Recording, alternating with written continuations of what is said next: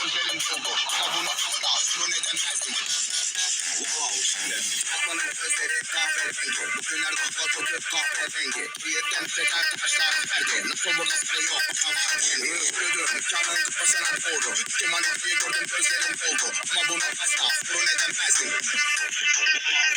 Fatma'nın gözleri kahverengi. Bugünlerde hava kötü kahverengi. Niyetten teker taşlar verdi. Nasıl burada sıra yok ama var kendi. Yürüdüm canın kafasına doğru. Kemal'i gördüm gözlerin doldu ama bunu asla bunu neden tersin?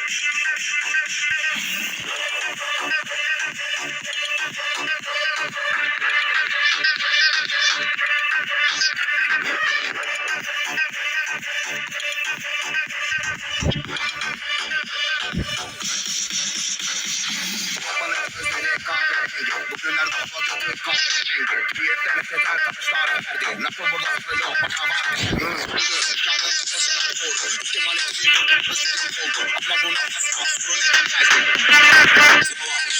Fatma'nın gözleri kahverengi. Bugünlerde hava kötü kahverengi. Niyetten teker taşlar verdi. Nasıl burada sıra yok ama var kendi. Yürüdüm canın kafasına doğru. Kemal'i gördüm gözlerin doldu ama bunu asla